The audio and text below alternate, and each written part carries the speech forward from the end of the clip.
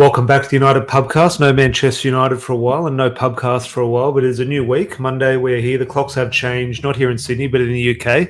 So hopefully wherever you are watching around the world, all is treating you well and you are coping with no Manchester United over this international break. So apologies for no content over the week, but Larry and I actually met up on the weekend, which is good to see each other in person and a few of our listeners as well. And to fill the void of no Manchester United, you do have to sort of occupy yourselves, Larry, and just talk to me how you're feeling and how you're coping. Mate, I feel fantastic. Happy Monday to you and happy Monday to all the patrons. Hope you're enjoying your content tonight and have a cold beer or whatever you like to enjoy on a Monday. But Tom, I'm fantastic, mate. What an awesome weekend it was. Like you said, great to see you. And let's not forget we were joined by, just probably the greatest defender that's ever donned a Manchester United shirt. Actually, I've got it for I haven't. Anyone who listens to the podcast knows all these photos in and around Change Me. I've got a heap up there, which I'm sort of always jiggling around, finding the best combination. I do have it framed. I've got it here. Not the perfect frame yet, but obviously Rio Ferdinand signed one of his Champions League photos as well. So, yes, that one person was Rio Ferdinand. It was a pleasure watching him kick a ball around Sydney first thing on a Saturday morning. Not something we often get here as Manchester United fans. But when that opportunity... there were balls that were hindered into him, and if it looked like it was going to be a 50-50, he just backed completely out. Some might even say, if I'm obviously, this is a little bit of hyperbole, but I'll do it for a little bit of entertainment. Let's not forget what the criticism of Scott McTominay is. Hides from the ball. Rio, I think, hid from the ball a little bit on the weekends, though I think it was more out of choice rather than ability. To be fair, yeah, I think his biggest struggle was getting around the pitch. I know bad knees when I see them, and when he started to break into a bit of a jog, you could tell his knees were still left in Manchester. They hadn't made the flight with him. But it was great to see Rio, and I'm sure everyone down there obviously appreciated it as well. It's good to meet up with some of our listeners and guys who sort of do all the podcasts in Australia. Great to chat with all them. And, it filled a little bit of a void of no Manchester United, but we are creeping back into closer to football. Obviously, Newcastle's a big game coming up this weekend. That is our next fixture, I do believe. So we'll obviously touch on that throughout the week and a bit of a preview. And hopefully all our players do come back from international duty nice and fresh. Maybe a few international updates we will touch on towards the end of the show. But maybe just wing this episode, Larry, a little bit. There are a lot of talking points. Obviously, the ownership debate is still there. So Jim Ratcliffe, Qatar. Now we have a new man in here in regards to Thomas Zilliacus, who has obviously put forward a combination or a sort of an idea of fan ownership. So we'll discuss that. Obviously, the situation around Antonio Conte's sacking, okay, that's to do with Spurs, but that potentially does impact Manchester United and the pursuit of Harry Kane.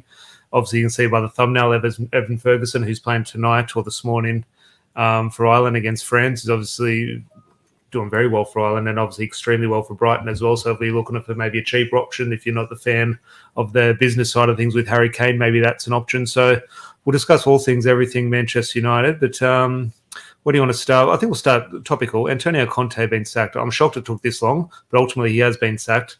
That throws up the debate, the ever sort of ongoing debate of Harry Kane and what his future does look like. Just your thinking in regards to, has your opinion changed on, okay, Kane was potentially going to stay at Tottenham if there was no managerial change. Now the managerial change has happened. Now he's definitely going to leave, etc. Just your latest on Harry Kane off the back, obviously, of him breaking Wayne Rooney's England goal scoring record.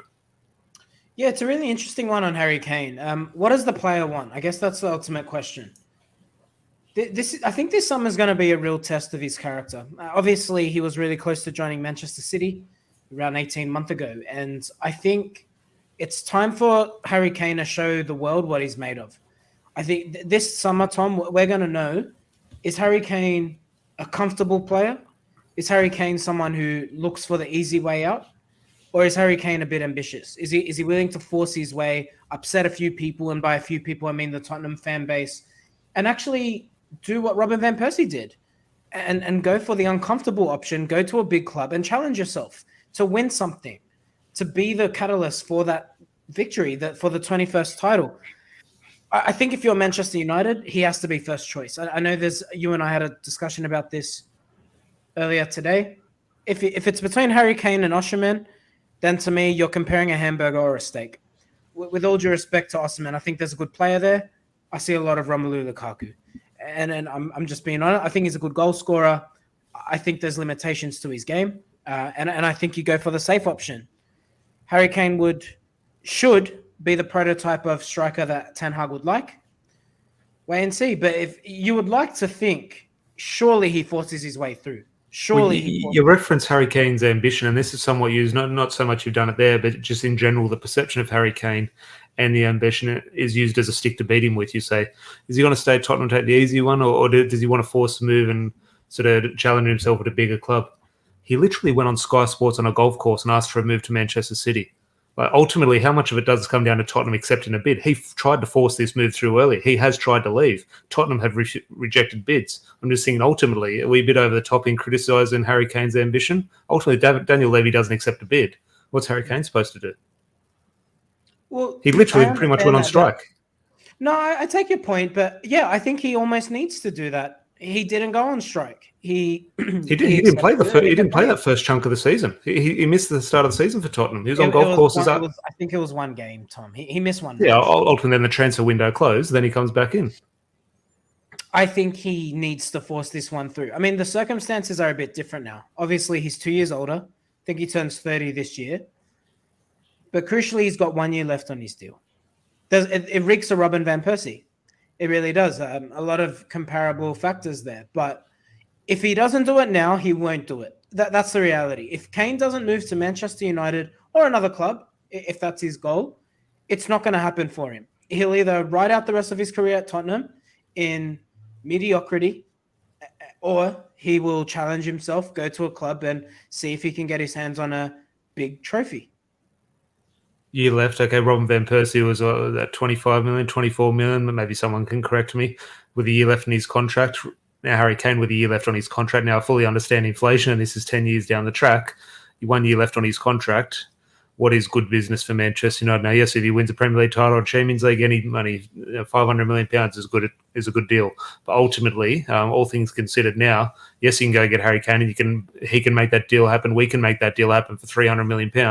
Obviously, that's stupid in terms of what is realistic, and would you be accepting of United going in there with? Yeah, it's a really difficult one. What's the sensible offer? The sensible offer is, if Erik ten Hag sees him as the target, you pay and you get the player. It's as simple as that. If you're asking me to answer that question, like with a proper answer, with a monetary figure, I would say anything around 72 million. I know it's a really weird number, not a rounded number, but I'm feeling that 70 to 75 bracket. I think somewhere in there is... It simply won't happen. Daniel Levy walked down the road, and Eden Hazard went for 100 million with 1 year on his contract. Eden Hazard... different type of player, different profile of player. And look, Real Madrid's a different thing. But to how important Harry Kane is to Tottenham, he isn't. Like, he is at a different level. Like, I'm thinking Daniel Levy's... What's Daniel Levy going to accept? You're saying 70 million, and maybe the value's 100 million, year left on the contract, his age. What does Daniel Levy accept? To be honest, Tom, I think he might actually cave quicker than we think. And the reason I say that is Chelsea were a club that really didn't need the money. Roman Abramovich used his own personal wealth to basically buy Chelsea's success. Tottenham aren't in that position. That they operate at a loss, that they're paying back a stadium, and they're a club that is going backward. I think it's a good opportunity for Tottenham to reinvest those funds elsewhere. If he doesn't cash in now, Harry Kane goes on a free. I don't think it would be... I think it would be best for the player and his legacy at Tottenham to let him go now. I think get a bit of money for him. If Harry Kane retired tomorrow or he left Tottenham tomorrow, he still gets a statue outside the stadium. He's still their greatest ever player. None of that changes. So I don't see what do Tottenham have to gain by playing hardball and letting him play for another year. Reinvest elsewhere. You still got Son there. Go get yourself a young striker who can develop before Manchester United buy them in about 5 years as well. Yeah, look, I always think, I want Harry Kane at Manchester United if a different striker is that person, albeit, fingers crossed, it's Erik ten Hag's man. But ultimately, I think Harry Kane is unfairly treated in terms of the perception. I think a lot of what's holding him back is Tottenham. I think Harry Kane does want to make that next step, but obviously the business side of things, and obviously Daniel Levy's handcuffs on all these deals do sort of make it a little bit hard for him. But Vin, in the live chat, good to see him. Obviously caught up with him on Saturday. It's always good to see him. Nice little segue into the next topic, Larry. Ivan Toney or Gonçalo Ramos instead of Kane. Thoughts? You can throw those two names in there, Larry, if you want. But in terms of the name I was thinking, and everyone's seen him on the thumbnail, Evan Ferguson from Brighton. Now, yes, in terms of a goal scorer who's going to go win your Premier League title, is it going to be Ferguson from Brighton or Harry Kane from Tottenham? Obviously, you bring Harry Kane in. Ultimately, though, in terms of what Manchester United have done in the past, and when I say past, I talk about our successful days under Sir Alex Ferguson, it's who's this best young English player. Now, I know he's not English, he's Irish, but British player in the Premier League. Who's that next potential Harry Kane? And I'm just thinking, yes, go get Harry Kane, go get Osman, but there's no reason why you can't go get this guy as well. He's 18. We'll get into Mason Greenwood in a little bit. Now let's draw up a scenario where Mason Greenwood isn't a Manchester United player next season. Who's that next young striker coming through? I think the ones in the academy aren't sort of really pulling up those trees and knocking on Ten Hag's door in regards to Joe Hugel and Charlie McNeil sort of thing. So that might need to be sort of looked at and addressed in the transfer market. And I just look at Evan Ferguson and what he's doing now. He doesn't look the finished product, far from it. But he's popped up with a few goals. Definitely looks like he's got something about him. He's now performing on the international stage for Ireland. And I also, now I'm a little bit lazy, like I say with Lisandro Martinez, and I think every football team needs an Argentinian. And that's why I love Lisandro Martinez so much. In saying that, I think every Manchester United team needs an Irishman. I think it's been far too long since we had an Irishman in the team, and I would love to see it. Whether he has a bright future in the game in terms of a consistent career at the top level, I'm not sure. But I'm looking at this Evan Ferguson bit of business and thinking, okay, he's going to leave Brighton, and now we can get into price tags. Is he going to be 10 million or is he going to be 60 million? I think that's different clubs will sort of value that sort of squad player at different values. But ultimately, he's a player. The more I look at him, the more I look at the situation around him and around our striking situation. Weghorst hasn't scored a Premier League goal this year. He scored 2 goals, one in the League Cup and one in the Europa League. Someone correct me in the comments, but I'm pretty sure I have seen that on the Premier League website today. Now, Evan Ferguson has already scored 3 goals in the Premier League this season, similar appearances. And I'm just thinking, ultimately, regardless of Kane, regardless of Osman, regardless of Greenwood, Anthony Martial, etc., this is a player where 10 years ago, this Manchester United would have been all over this signing. Yeah, Evan Ferguson's a really interesting one, but you forgot the most important factor in all of that, Tom. He's a Manchester United fan. And that's what I really like about him. Look, everything you've said is spot on. I've caught Brighton matches this season. He looks good. Technically on the ball, great. He's a big body. He's 18. He looks like a fully developed man. He can play back to goal. He's explosive. He's definitely not rapid quick, but he's quick. And I like him. I think if he's a backup, he's perfect. The problem with Evan Ferguson, he's got 5 goals this season in about, I think it's either 19 or 20 appearances. That's brilliant. So he's scoring in 1/3 of his matches. And for his age in the Premier League, that's very difficult and definitely shouldn't be blinked at. Is this a bad time to remind everyone that Mason Greenwood scored 17 goals in his first season at Manchester United, but not as a centre forward? And I think that's crucial here. When you're a centre forward in the Premier League, physical, and to get goals like that's really terrific. Now, people might point to Haaland and say, well, he's only 3 years older. He's scoring 30 goals a season. Look, it's a different kettle of fish, and playing for Brighton is different. Look, I like Evan Ferguson, but then my question back to you is, you still need to bring someone in, don't you? Like, he wouldn't be number one target. But if he's backup, I'd 100% support that. And I would almost say, if you buy Harry Kane, then you need to say, all right, well, then if we buy Harry Kane for, let's say, 100 million, I don't think it will be 100 million, but for layman's sake, let's say it's 100 million. You almost need to say, all right, well, then we need 150 million spare because we absolutely need to buy a backup. Because I don't think Harry Kane's overcome the injury prone record that I think is lazily linked with him. But there's no denying, and while his style of play isn't one that relies on pace or physicality, there's something about Kane that tells me he doesn't have longevity in the game. Now, I don't know what it is, but something about him screams to me he doesn't have 5 years at the top. I think he's got maybe 2 or 3 at best. So you need to be having a young striker as backup who can hopefully replace him when the time comes, or be that rotational player. Because look, I don't expect Martial to be at the club in the summer. Will be interesting. Box here makes a point in regards to Ferguson's 18, Šeško is 19, and apologies about the pronunciation. I have seen this guy popping around Twitter, but I'm going Højlund. He's the Danish striker. He's obviously come out as a Manchester United fan as well, and he's banging in the goals. Only 20 years old. I think getting one of these is a must. Yeah, I think in terms of any of those players going to be the number one striker at Manchester United next season, I don't see a successful path where that is the case. But ultimately, you bring in one of these young strikers. I think it almost is a must because we need a striker anyway. If Anthony Martial is to leave, if Mason Greenwood's not to come back into the picture, if Weghorst doesn't renew his loan deal or make a permanent deal, we need 2 or 3 more strikers. So it's definitely an area that needs to be addressed, along with a few other positions. But I think our number one target this season, or next season, I should say, is a striker. And ultimately, when you do look at the situation, the second option should probably be a backup striker. Maybe you could look at right back and central midfield. I'm not sure. But in the comments below, do let us know any other striker names you do think should come into the picture, and we'll definitely have a look at over the coming weeks. But Larry, it's been a few days since I've spoken to you about new owners and Qatar, so Jim Ratcliffe, the Glazers. There's a new owner, or there's a new bidder in there in regards to Thomas Zilliacus. I think he's from Finland. He's come out with an interesting proposal as well. So just the last couple of days, we're hearing, okay, 5 billion, then 4.9 billion, then 5.2 billion. The Glazers want 6 billion. We're hearing this and that. I'm not sure where I currently sit on in terms of the news. Just your latest feelings and thoughts with what you have heard. Yeah, Thomas Zilliacus, he is a very interesting character. I don't know what to make of the comments he's making in the media. I don't know what his angle is. And I almost wonder, is he... I don't want to be lazy about this. Anyone who makes a bid to buy Manchester United, you should absolutely take them seriously. We're in single digits in terms of parties that have done so. But there's something about Thomas Zilliacus that says to me he's looking to get his profile out there. He's looking to get his name out there. And I have no doubt, and I wouldn't put it past a wealthy individual to do that, because when you link yourself with buying Manchester United, guess what? You're going to be Googling that individual's name, and you're going to find out what they own. You're going to find out what businesses they run, and that might put his businesses into light and drive some business for them. So I view that, look, again, I don't know Thomas, so I can't say that that's 100% his motive here, but one has to assume, just given his comments around, all three of us should get together.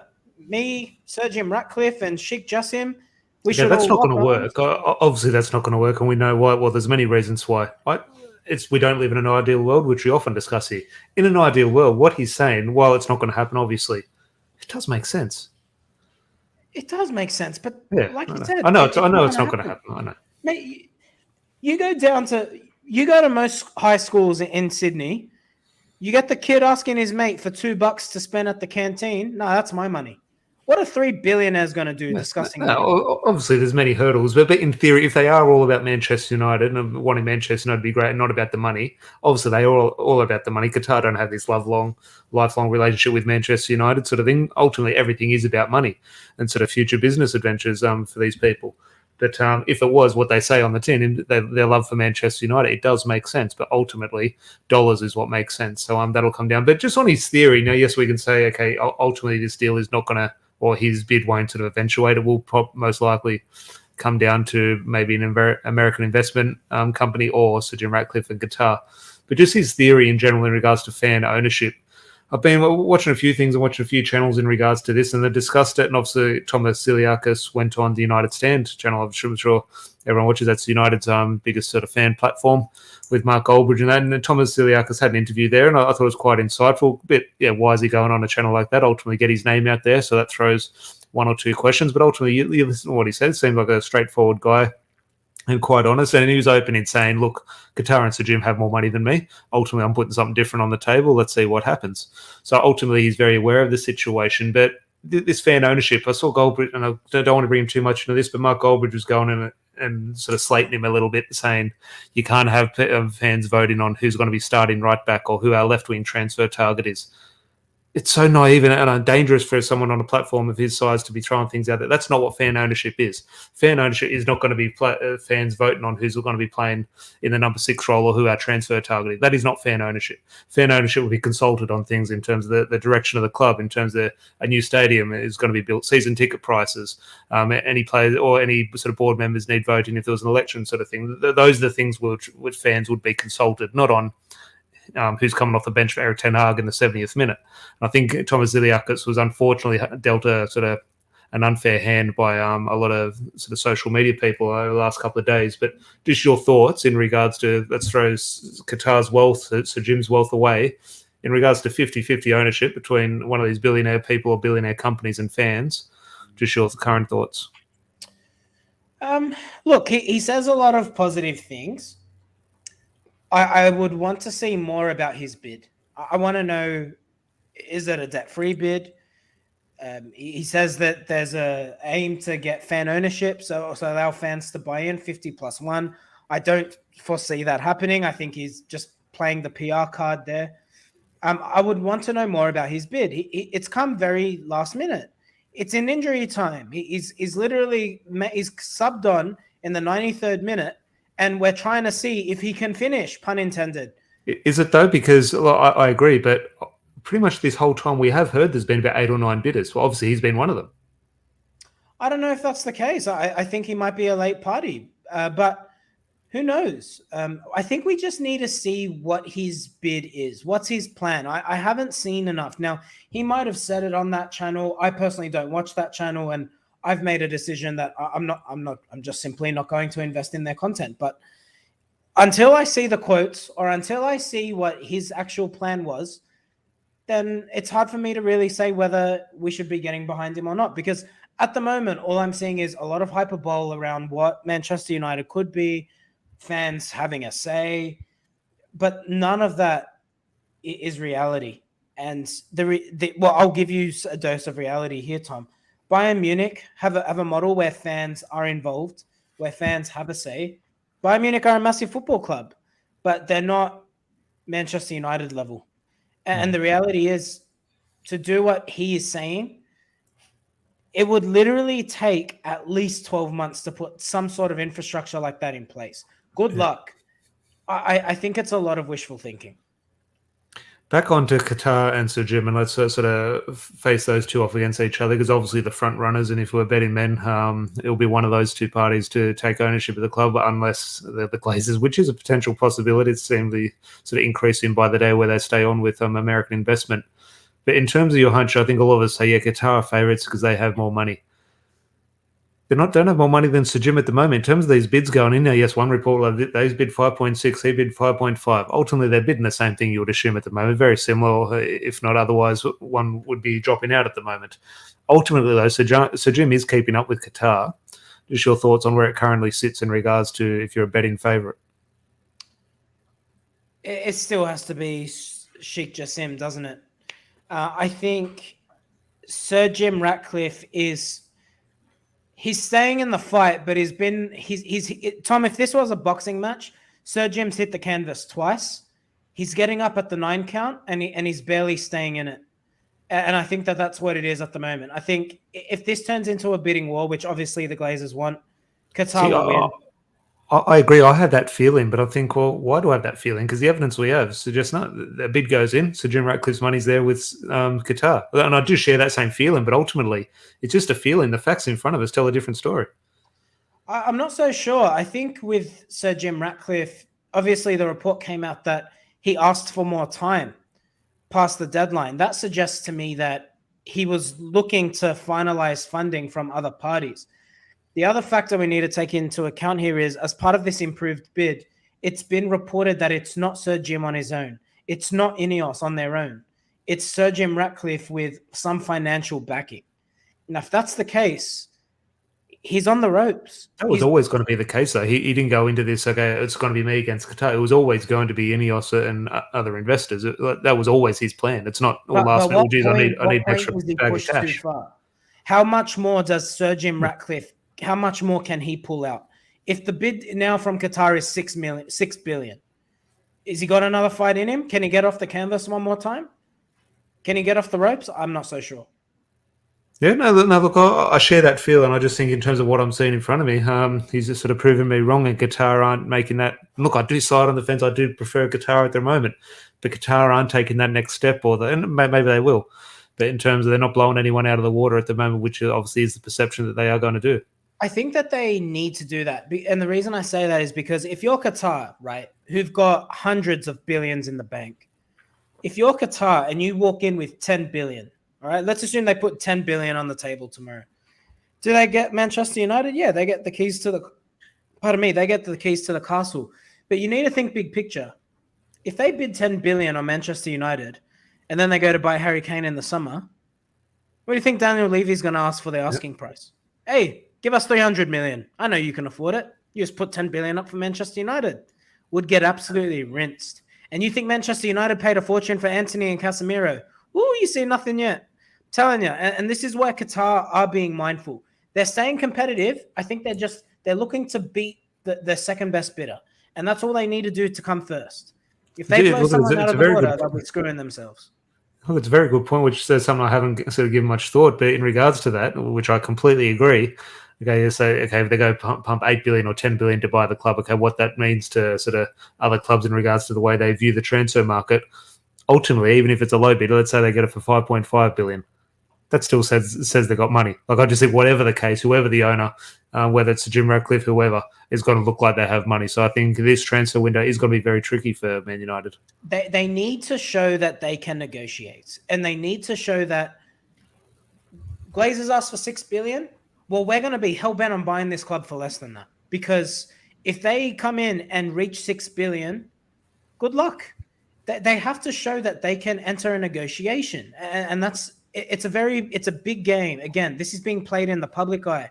All these guys would be signing non-disclosure agreements, absolutely, and that's why it's all up to innuendo and a little bit of scheming and some of the best journalism. Follow The Athletic; they're the only sort of source that I would be trusting at the moment. But in saying all of that, Tom, I just think Qatar really need to be careful here, because you're right, they're definitely playing their cards, but they're being patient, because again, they don't need to be patient. They can drop 10 billion tomorrow. They're being mindful, and I have to admire it. I've got to be honest. Well, you mentioned The Athletic there, and it's a nice segue into our final point, and we won't spend too much time on it. Obviously, we don't have sort of great clarity on what the news is, and to be honest, there's no real news. But Laurie Whitwell from The Athletic, who's been on the podcast before with Larry a couple of weeks ago, I remember him referencing this article that he wrote a few weeks ago, and has obviously just released it now, but in regards to a bit of a backstory on Mason Greenwood. So there's no real developments in regards to the Mason Greenwood story, but Laurie Whitwell has brought it to light, and I'm sure it will now become a bit of a topic. Now, one of the things, I haven't read the article on The Athletic, but one of the sort of talking points I did see was just in terms of the backstory, especially through lockdown, etc., a bit about his character, etc. He breached his bail conditions during lockdown, not during lockdown. When wouldn't have been during lockdown. I've lost my timeline in regards to lockdown and Mason Greenwood situation, but he police visited him during lockdown, so he must have broken some type of procedure. Someone can clarify that in the comments for me, but just the latest on Mason Greenwood. We had a discussion on Saturday in regards to the likelihood of him coming back. And look, nothing's been clearer since the day those charges were dropped. We haven't heard anything from him, from the club, or anyone else. So our picture is as muddy as anyone else's. But you and I share a different opinion on it. But just your latest thoughts on just the Mason Greenwood situation in general, and Man United's view as well. Yeah, it's really interesting. And look, I'm happy to discuss it. You know, the charges have effectively been dropped. Doesn't mean he's innocent, but they've effectively been dropped. So I'm happy to talk about it and happy to share why you and I disagree. So obviously, I work in my job. Employment law is something that I deal with all the time. And I understand you're talking about millionaires here, and you know, their contracts, the terms in their contracts would fundamentally differ. But in principle, employment law has the same principles in whichever country. Well, maybe not in third world countries, but nonetheless, I digress, Tom. The point here, and the reason I say, look, he might not lace his boots for Manchester United again. I think that's a really key point. And I think that's perfectly valid. But the reason I disagree with you is because I don't think Manchester United have a legal leg to stand on to terminate his contract. So with that being said, and the reason, again, I say that without boring people about employment law is he would need to have breached his contract. He would have had to breach the terms of his employment contract to determine that Manchester United had grounds to then end the contract. As far as I'm concerned, he has not breached his contract. He was charged with something. There was something released into the media that was not by him. Those charges or the things that he was accused of doing are no longer being pressed against him. So if you're looking at this in a black and white situation, which it is not, but if you are, there is no breach of contract here. So for that reason, I think there is serious consideration from Manchester United side about all right, well, we might be stuck with him. So what are we going to do? So then you go into, all right, well, if we can't terminate his contract, we either negotiate a settlement that sees him leave Manchester United. Now, again, if under Glazer ownership, they've never been ones to throw money at things. I don't see that happening. If it's Qatar, it might be different. The other option is you sell him. That's obvious. I think there would be suitors who would be willing to buy him. I think it was in the Athletic, wasn't it? That some clubs from Turkey might be interested. So that's obviously a possibility. The final point is, rightly or wrongly, this guy, before all of this unfolded, was destined for the top of world football. In terms of ability, I can't think of a young player who's looked as good, probably comparable with Haaland. Haaland's obviously a different beast. I think Mason Greenwood was the better footballer before he stopped playing. So where does this go from here? I think there is I'm not going to say it's probable, but I think it is possible. I'm going to say it's as close to 50% possible that he might play for Manchester United again. And the reason I say that is because, again, rightly or wrongly, if the players accept it, and crucially, if Erik ten Hag thinks that he can integrate him back into the squad, if those two boxes are ticked, I think there's a chance it happens, because it is finding players who with the ability to be world class doesn't grow on trees. And unfortunately, that's just the world we live in. Go back to your original point in regards to, I don't disagree, in regards to Mason Greenwood's legal right to go to work and have a job, and Manchester United's sort of obligation to honour his contract. Yes, 100%. Manchester United need to keep him and pay him, and Mason Greenwood has a right to play football. Of course, that is not up for debate. I'm not debating the charges obviously dropped. Phil Jones has a right to play. They have chosen not to. Manchester United are not in breach of contract by not playing Phil Jones. Okay, so they can choose not to play him. Now, they have a choice to play Mason Greenwood. Pay him whatever. Okay, honour his contract, of course. But Manchester United have a decision to play him or not. And that is clear. Manchester United released a statement where these charges were dropped. They said they were going to conduct their own investigation as to why the charges were dropped. Now, this is clear and day. Only two people in this world know exactly what happened. Everyone else is playing guesswork. But my God, we have sort of very calculated guesses in regards to what has gone on. Ultimately, this is clear as day what has happened. And I just throw it to anyone in the live chat. If your partner has accused you of rape and assault and threatened to ruin your career, ultimately potentially has ruined your career if there were accusations, and you have chosen to stay with her and marry her, ultimately that is simply a case of, we know exactly what has happened there. Okay, if they were false accusations, he would not be marrying this woman. He would not be staying with this woman. That is clear. For me, anyone who disagrees with me, sorry, you're an idiot. Look, I don't think it's that binary. And the reason I say that is I agree with you in principle, 100%. And 99% of people would agree with you, Tom. But we're talking about rich, young people who do not understand everyday life. And the thing is, this guy, right? And again, I'll caveat all of this with, I don't know what's happened. There's allegations that were out there. Like you said, only those two people know.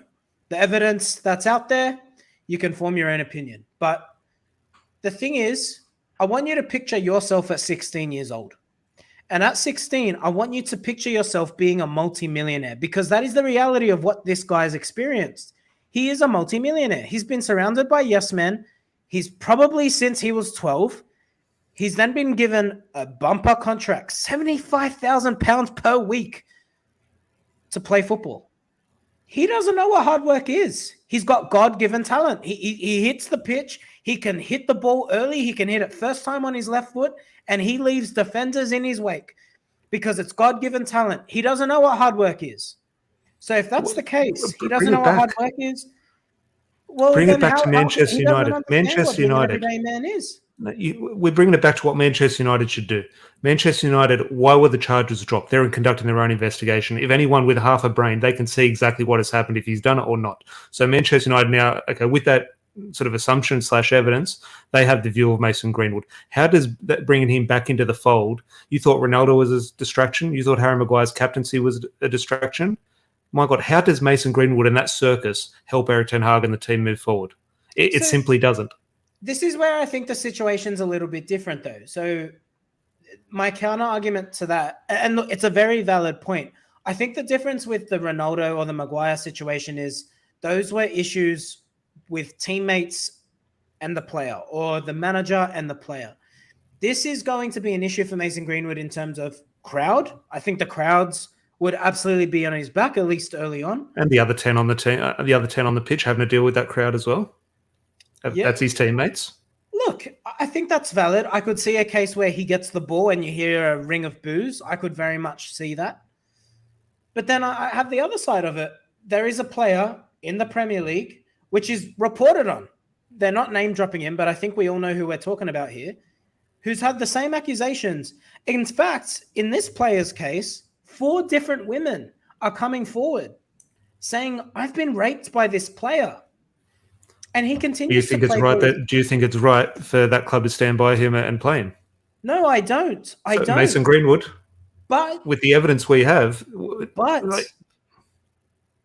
but he's continuing to play. The team he plays for, I don't see the crowd booing him. In fact, I see them debating about whether he's the best in his position regularly on a very prominent fan channel. And you know what I'm talking about. So with all of that being said, Tom, football fans are fickle. If Manchester United... So Laurie Whitwell released a brilliant article. I think it was about maybe a month or so ago now.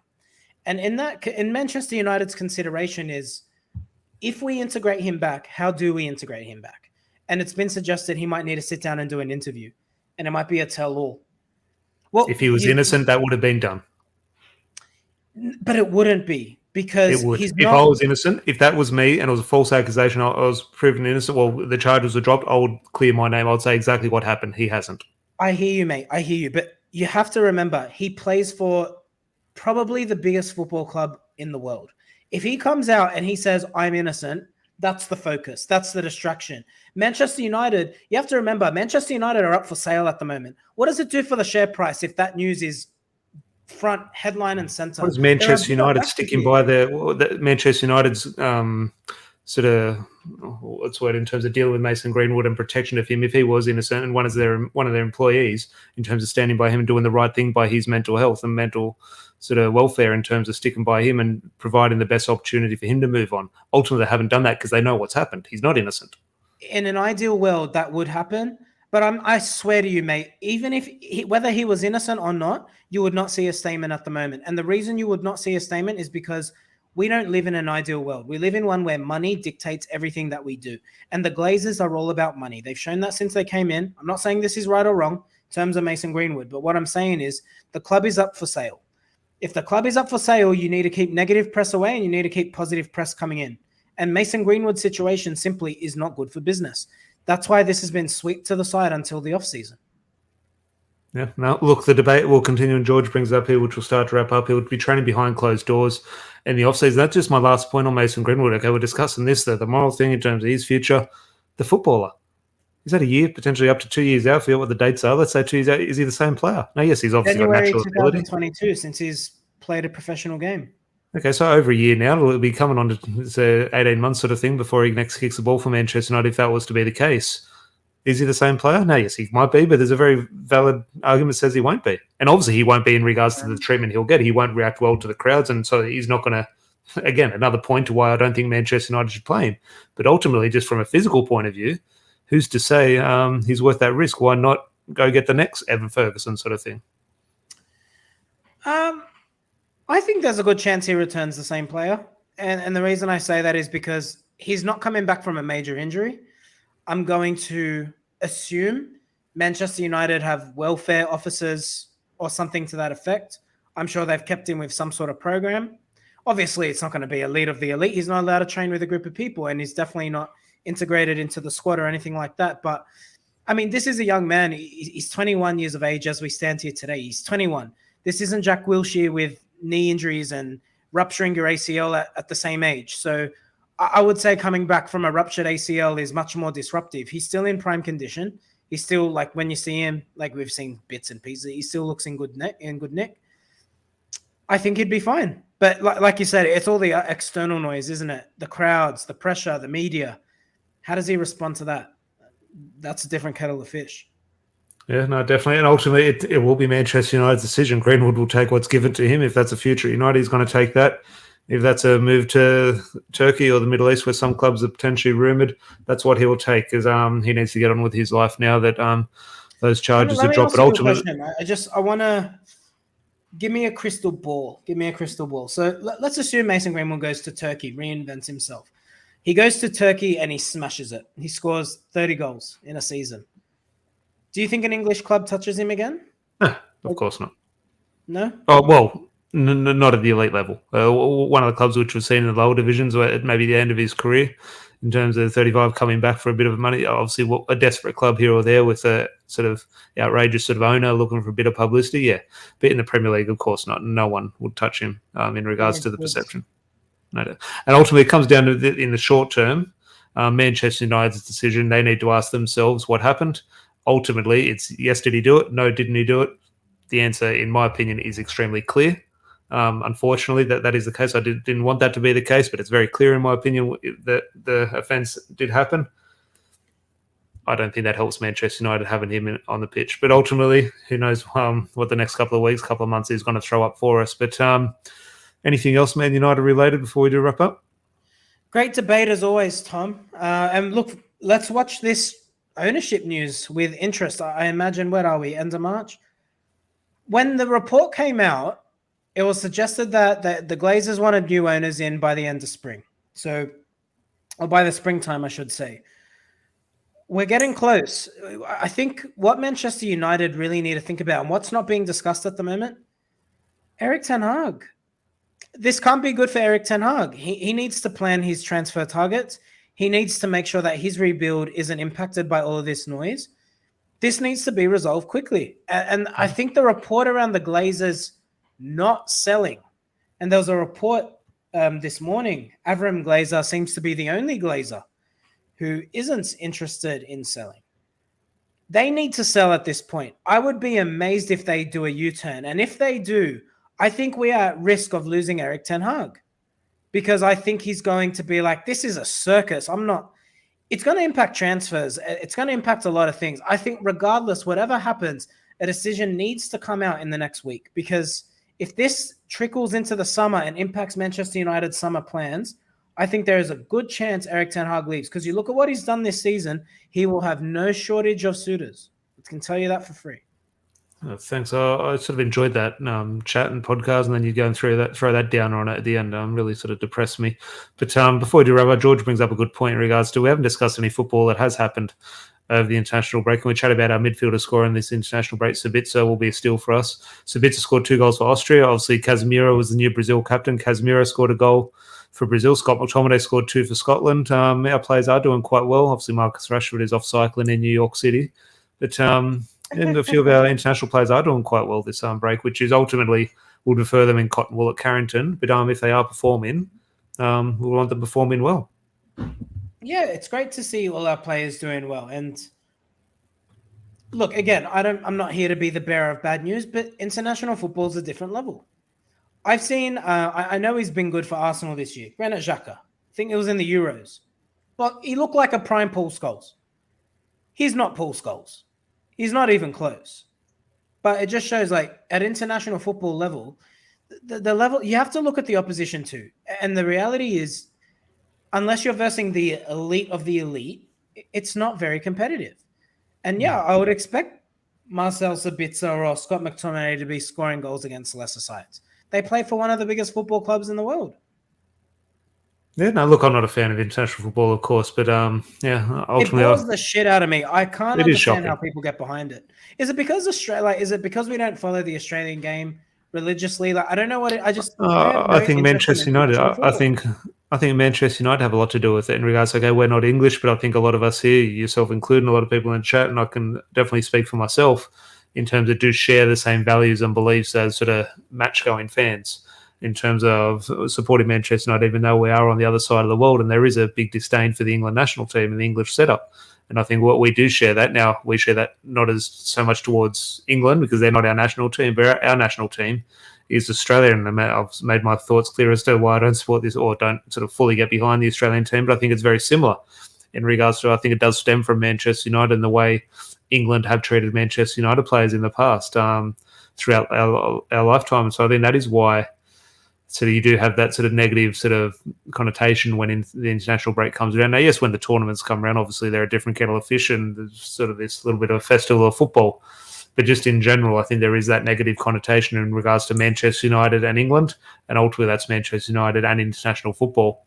And I think whether you're a Man United fan in England or a Man United fan here in Australia, I do think a lot of people do share those feelings. So that is where I think we sort of go into these international breaks not fully behind it. And if you're not fully invested in something, you're never really going to get behind it. Yeah, that's a really valid point. But look, I'm pumped for next Monday. I want to see Manchester United playing again, Tom. I don't care about international football. Not for Monday me. morning. It is 1:30 on a Monday morning. It kind of doesn't matter this week because you've gone a week without it. You'll be looking forward to setting the alarm or staying up or whatever anyone does for those kickoffs. That's actually not too bad. It's like sort of 2:30 on a Monday morning. They're almost the worst kickoffs because you have to set the alarm and you have to go back to bed and it sort of ruins everything. But same with 1:30. Yeah, but sometimes maybe you could stay up, or it's like it's not ideal. 3:30 is decent on a Monday. You can just sort of start your day at 5:30. Not decent, but you know what I mean. But Newcastle's a big game. We'll obviously preview it later in the week, but we've stopped looking at the title race. We're starting to look over our shoulders that top four race. In regards to big games left, I don't know. I don't know the fixtures in front of me, but could there be a case this is our biggest game left, besides potential semi-finals, etc. But in the league, in regards to that top four race and securing it, you'd have to say it's close to it. Yeah, absolutely. I mean, in terms of the run in home, the only quote unquote big clubs Manchester United have are Chelsea at home and Spurs away. Tottenham still okay, yeah. So you look at that. I mean, I think Spurs away could be tricky, but Chelsea at home, I'd expect us to do the business. And outside of that, very winnable games. So it's going to come down to rotation and what does Eric Ten Hag, how does he manage the squad? Because if I look at the fixture list, we're due to play Fulham in the Premier League and our FA Cup semi-final on the same day. So if that remains the same, I've seen all those, yeah. It's going to be a hell of a rotation. No, I've seen all those. It is going to be tricky. Brighton away, box here, always tricky. We've got Brighton away, but we've also got Brighton in the FA Cup at Wembley, which will be an interesting shout. Also, Sandy, we'll beat Newcastle away, big step, the top four. I completely agree there. And George with a shout in regards to looking ahead to that match against Sevilla. Alex Tellers apparently can play, which I'm not a big fan of that. I don't think he should be allowed to. Not that he's going to be a match winner or anything, but I do think there is but just in terms of just the perception, in terms of if we do go out to an Alex Tellers free kick or he whips across in and we do go out and you think, well, that shouldn't be the case. That's our player. The hype that surrounded Alex Tellers around his free kicks and crossing ability, I'm yet to see any of it. He scored one absolute banger for United. I remember the volley. Can't remember against who. Outside of that, just not much. Yeah, but okay, to take your feelings aside in regards to his time at Manchester United, I'm talking about him potentially contributing to a performance that knocks Manchester United out of a competition. I don't think that is. Oh, the famous last words. Look, if we can't beat, with all due respect, if we can't beat Sevilla, who are in the bottom half of La Liga, we don't deserve to win the Europa League. I agree with that. But it's just, I think these always come back to haunt you. What was the one where Courtois was playing against Chelsea for Atletico Madrid, I think? Yeah. From memory, I forget. These things always potentially bite. And they beat Chelsea, didn't they? No, that was with Chelsea where...